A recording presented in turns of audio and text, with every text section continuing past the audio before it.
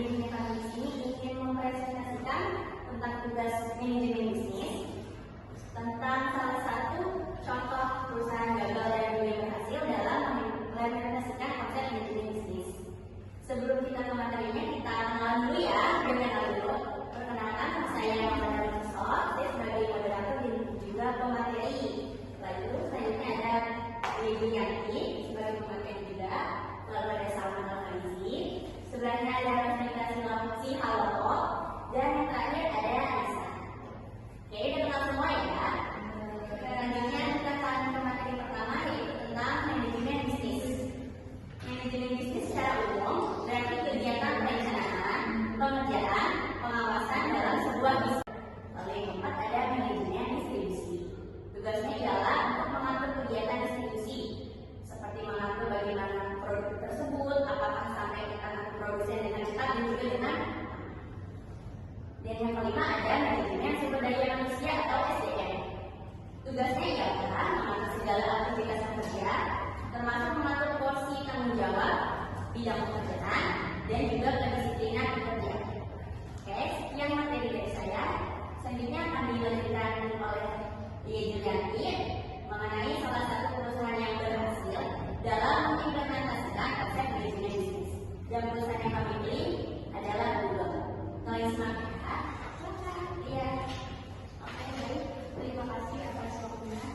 Di sini saya akan menjelaskan mengenai salah satu contoh perusahaan yang berhasil dalam mengimplementasikan konsep manajemen bisnis. Kelompok kami mengambil Google ya sebagai contoh perusahaan yang berhasil. Google didirikan pada tanggal 4 September 1998 dan Google menjadi satu dari Big Four perusahaan teknologi dunia bersama Apple, Microsoft, dan Amazon.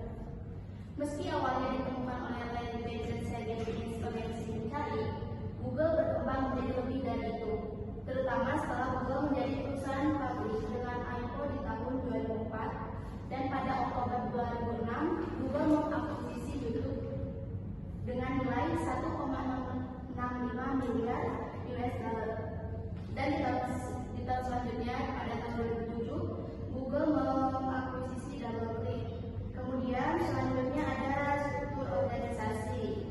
Google menggunakan struktur matriks dan juga flat.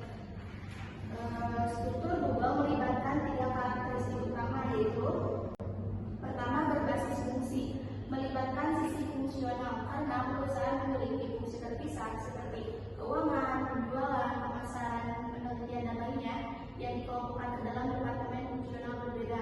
Semua fungsi dipimpin oleh seorang eksekutif yang mengelola fungsi tersebut dan membuat keputusan strategis. Terus yang kedua ada berbasis produk. Produk yang dihasilkan perusahaan dikembangkan melalui kelompok produk yang melibatkan karyawan dari berbagai fungsi. Google memiliki 2 grup berbasis produk utama yang bertanggung jawab atas operasi cloud dan satu lagi untuk operasi kecerdasan buatan. Ada juga seorang eksekutif yang bertanggung jawab untuk masing-masing kelompok tersebut. Dan yang ketiga adalah perataan. Organisasi relatif datar, artinya karyawan dapat berkomunikasi dengan manajer dari berbagai tingkatan di seluruh organisasi tanpa melibatkan manajemen menengah. Hal ini memungkinkan informasi mengalir secara efektif dalam fungsi dan lintas departemen sehingga mendorong inovasi. Oke, sekian dari Lia. Selanjutnya akan dilanjutkan oleh Salman Al-Faizi. Silakan. Jadi ada daftarkan produk Google, katanya belum tahu produk Google itu lebih dari 15 produk ya yang saya tahu juga itu. Yang pertama itu ada Google Search, Google Chrome, Google Mail itu juga pada juga kan, buat apa fungsinya dan lain-lain, Google Doc. Dan ada tambah sih fungsinya Google itu apa? Google yang pertama mempunyai fungsi selain sebagai mesin pencari dapat juga digunakan sebagai kalkulator dan dapat menampilkan kalkulator mudah saintifik. Yang kedua sebagai pengingat karena Google menyediakan fitur reminder khusus yang bisa diaktifkan melalui pemerintah atau membuka langsung dari aplikasi. Yang ketiga membantu dan mengetahui waktu saat ini di sebuah kota atau negara tertentu. Yang ketiga membantu dan mengetahui waktu saat ini di sebuah kota atau negara tertentu. Yang keempat mengetahui cuaca atau sebagai perangkat cuaca Anda dapat mengetahui cuaca dapat di kota manapun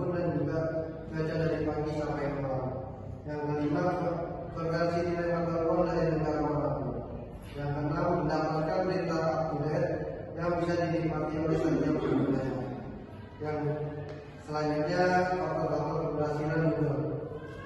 Konten yang dicari pengguna Google dapat ditentukan dengan sangat mudah dan akurat. Yang kedua, mengembangkan inovasi sendiri dan juga mengakuisisi startup dan potensial. Yang ketiga, bisa mengikuti kecanggihan dan perubahan zaman serta memberdayakan karyawan agar semakin kreatif. Yang keempat, lingkungan kerja yang menyenangkan membuat para karyawan bahagia dan fokus dalam bekerja. Yang kelima, selain membayar gaji, Google juga menyediakan garansi finansial bagi karyawan bisa memiliki kestabilan finansial. Yang keenam, mengizinkan karyawan untuk mengeksplor diri dan mengembangkan kemampuannya demi kemajuan perusahaan. Oke, sekian dari sana. Materi selanjutnya akan dibacakan oleh Rosita mengenai salah satu perusahaan yang gagal dalam mengimplementasikan konsep manajemen bisnis. Dan perusahaan yang kami pilih yaitu adalah silakan. Oke, baik. Terima kasih atas waktu yang diberikan oleh Mama Mada. Di sini saya akan menjelaskan salah satu contoh perusahaan yang gagal dalam mengimplementasikan konsep manajemen bisnis. Satu, sejarah Yahoo. Pada tanggal 1 Maret 1995, dua mahasiswa Universitas Stanford, Jelly Young dan David Willow, mendirikan sebuah situs web yang mereka sebut sebagai Jelly Guide to the World Wide Web.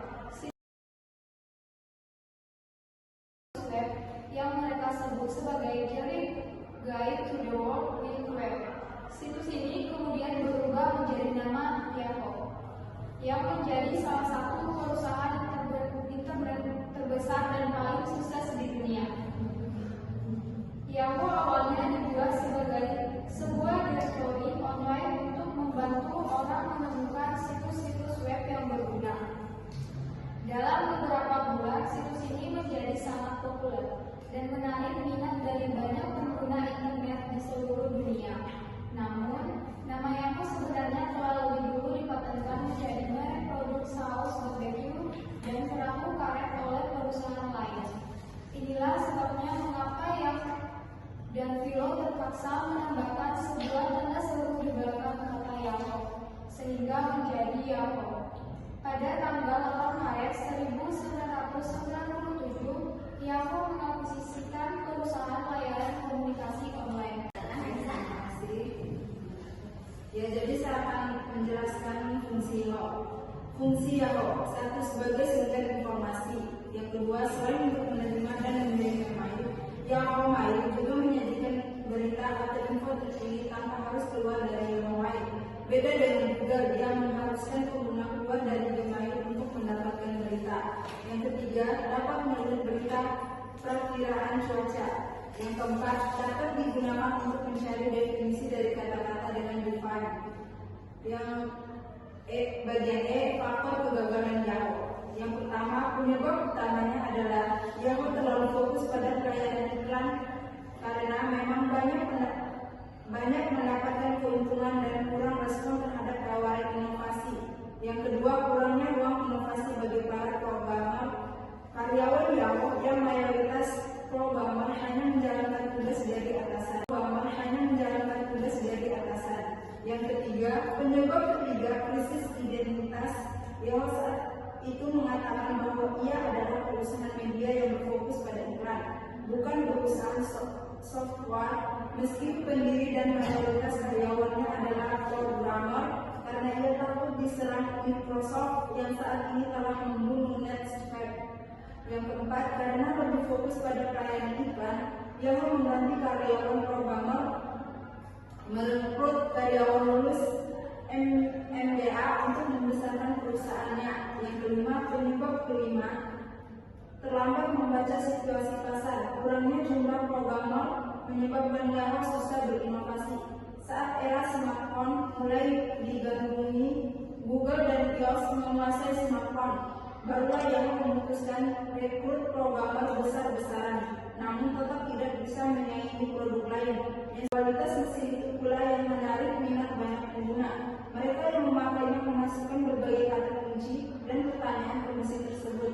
Selanjutnya, Google menyelipkan iklan di hasil pencarian orang-orang.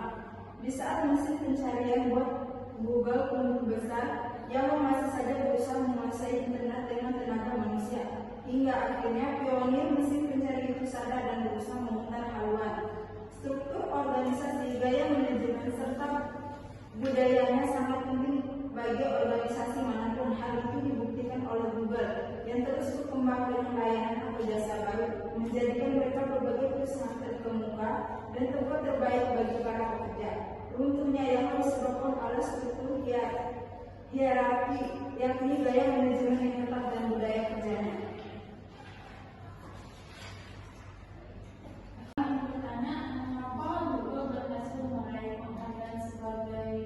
Perusahaan dengan budaya kerja yang baik pada tahun 2019. Oke, mengapa Google meraih penghargaan?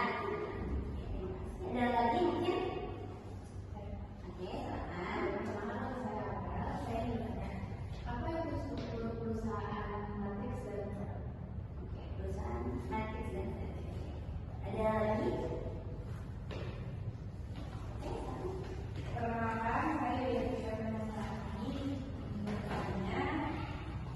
Kalau dalam manajemen bisnis tadi kan ada yang namanya organisasinya, lalu setahu saya kan harus buat organisasi yang baik. Nah, mengapa sih kita perlu membuat organisasi yang baik? Apakah itu pengaruh sama perusahaan yang harus dijalankan?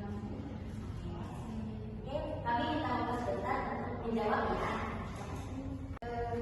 Jadi Google merupakan mesin pencarian internet paling besar di dunia. Sebagian besar aspek tentang pengetahuan, baik itu tentang alam, udara, dan dunia, ada di dalam Google semua. Selain itu, Google juga memiliki beberapa fitur yang membantu kita supaya memudahkan menggunakan gadget di kehidupan sehari-hari. Lalu, sebenarnya apa sih Google itu? Bagaimana sejarahnya dan produk-produk apa yang dihasilkan? Berikut pengalaman yang selanjutnya. Sejarah Google. Google dimulai dari proyek yang dikerjakan oleh Larry Page dan Sergey Brin pada tahun 1996. Saat itu, kedua mahasiswa pasca sarjana di Stanford University itu berkolaborasi mengembangkan mesin pencari yang dioperasikan menggunakan server di kampus mereka. Google berasal dari kesalahan ejaan Google atau istilah dari matematika untuk angka 1 dan diikuti oleh 100 nol dalam desimal. Sudah ya, gitu ya? Perlu ditambahkan? Oke, pertanyaan selanjutnya yang diberikan saudara Aurel akan dijawab oleh Kak Rosita. Silakan Kak Rosita. Oke, di sini saya akan menjawab pertanyaan dari Aurel ya. Pertanyaannya, apa itu struktur perusahaan matrik dan web? Oke, struktur perusahaan matrik ialah struktur yang dimana tim melapor kepada sejumlah pemimpin. Desain matrik menjaga komunikasi antar tim tetap terbuka dan dapat membantu perusahaan menciptakan produk dan layanan yang lebih inovatif.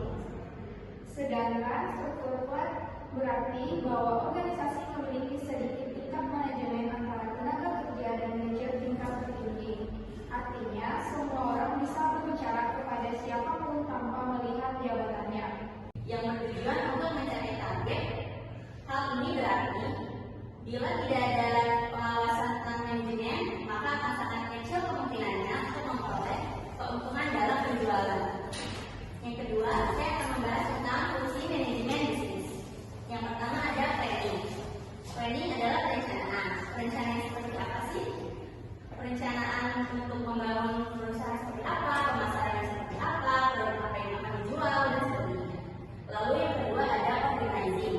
Organizing adalah pengorganisasian.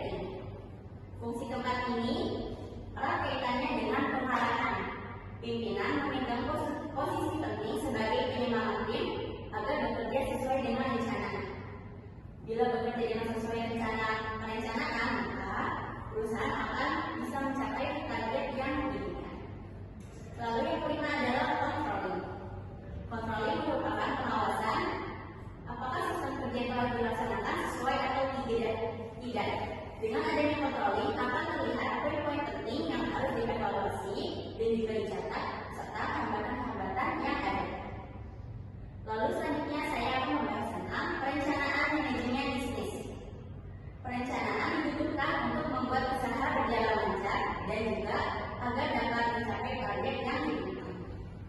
Tanpa adanya perencanaan, bisnis akan berjalan tanpa kontrol dan bahkan bisa mengalami kerugian. Pastinya kita nggak mau kan rugi, jadi perencanaan itu sangat penting sekali. Lalu ada apa aja sih perencanaan?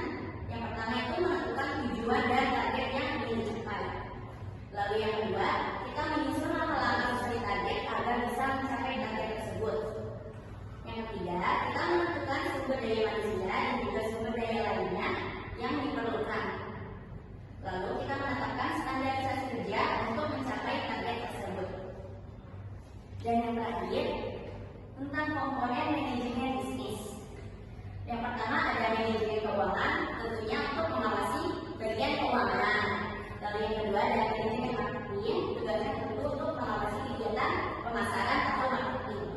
Yang ketiga ada manajemen produksi, tugasnya itu untuk mengatur proses produksi serta mengawasi mesin-mesin produksinya juga. Layanan komunikasi online yang bernama Form 11. Salah satu produk Form 11 yang terkenal adalah Rocket Mail. Yahoo lalu mengubah nama produk ini menjadi Yahoo Mail. Selanjutnya Yahoo membeli Classic Games.com dan mengubahnya menjadi Yahoo Games. Tanggal 21 Juli 1999, Yahoo meluncurkan salah satu produk terlarisnya, Yahoo Messenger. Yahoo mengakuisisikan Flix, yaitu penyediaan foto dan video yang didirikan oleh Lady Crow setahun sebelumnya. Kemudian di Maret 2005, Yahoo ambil alih Flip yang saat itu popularitasnya sedang naik. Flip diakuisisi Yahoo dengan nilai sekitar USD 40 juta hingga 50 juta. B. Struktur organisasi. Struktur organisasi Yahoo adalah struktur hierarkis sangat kontras dengan Google. Struktur ini memiliki risiko pada pekerja tidak mempunyai prospek untuk maju. Hal ini pendirinya kepada masyarakat umum dan pihak-pihak penting. C. Produk-produk Yahoo. Yang pertama Yahoo Mail, yang kedua Yahoo News, yang ketiga Yahoo Answer, yang keempat Yahoo Downloads, yang kelima Yahoo Shopping, yang keenam Groove Yahoo, yang ketujuh Yahoo Fantasy Sport, yang ke-8 Yahoo Financing, yang ke-9 My Yahoo, yang ke-10 Flix. Oke, sekian dari video kita. Selanjutnya akan dibacakan oleh Anissa. Silakan Anissa. Rekrut programmer besar-besaran, namun tetap tidak bisa menyaingi produk lain yang sudah banyak penggemarnya. Bahkan keputusan membeli tombol tidak berhasil mengangkat tombol dan dinilai mengeluarkan kekalahan. Yang keenam, selain gagal menentukan sikap, Yahoo pun gagal mengakuisisi startup yang memiliki masa depan cerah, misalnya Facebook, Google, YouTube, hingga Swift yang skala itu masih dapat dijangkau kocek Yahoo. Jadi kesimpulannya, pola kerja Yahoo mungkin sama persis dengan pola pemakaian Kodak dan Nokia. Mereka terlalu mencintai produk unggulannya dan enggan merambah ke area baru secara cepat dan radikal.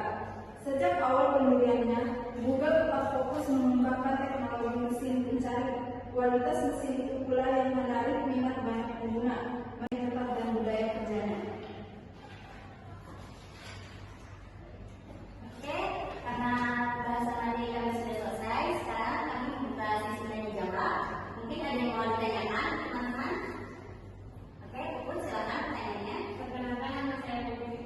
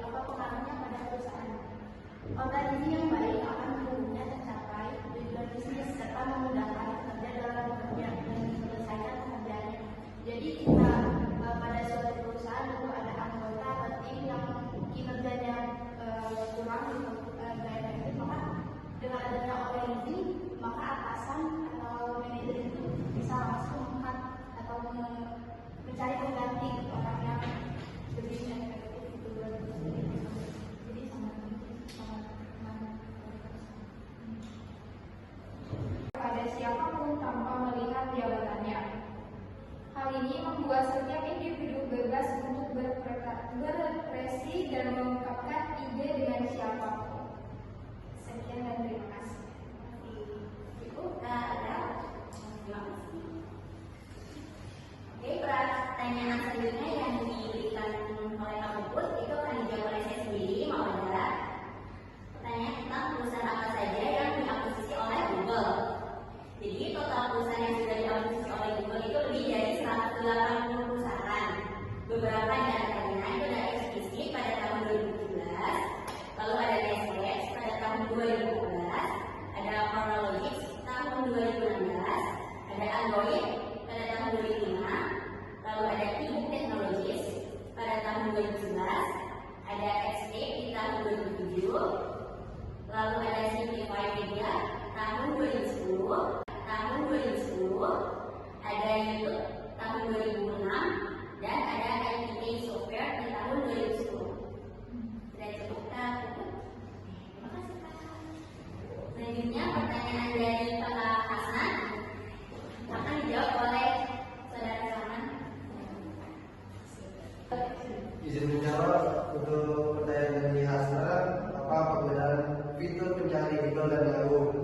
Kalau dari Google, masalah kecepatan Google lebih cepat dibandingkan Yahoo, dan masalah pencarian kata kunci Google tidak terlalu fokus dalam mencari kata kunci tersebut karena Google itu lebih luas pencariannya, sedangkan kalau Yahoo sesuai dengan kata kuncinya. Terus ada lagi perbedaannya yaitu algoritmanya itu sama seperti kayak tadi, Google tuh lebih mencari apa yang mendekati dari kata kunci tersebut, sedangkan Yahoo itu tidak. Dan Google juga peduli terhadap popularity domain, sedangkan Yahoo itu tidak peduli. Dan yang terakhir, Google itu support frame, sementara Google tidak. Itu perbedaannya. Terima kasih. Ya. Cukup, Kak Hasan. Oke, pertanyaan terakhir yang diberikan oleh Risma akan dijawab oleh Saudara Anissa. Silakan. Oke, saya akan menjawab pertanyaan dari Saudara Desma. Yang bunyi pertanyaan, mengapa Google berhasil meraih penghargaan sebagai perusahaan dengan budaya kerja yang baik pada tahun 2019? Alasan pertama yakni karyawan Google diberikan fleksibilitas oleh perusahaan. Mereka diperolehkan duduk di kafeteria seharian. Hal itu dilakukan agar munculnya ide-ide kreatif. Kedua, kepercayaan. Para karyawan diberikan kepercayaan sehingga munculnya kreativitas, kinerja yang luar biasa, dan kepuasan dalam bekerja. Ketiga, yaitu kolaborasi. Dalam komunitas, Google berhasil membangun rasa persatuan dan kolaborasi dalam tim, sehingga komunitas pun menjadi semakin kreatif. Yang keempat, mobilitas. Meskipun Google berdedikasi untuk meningkatkan pendapatan dan jumlah perusahaan, Google juga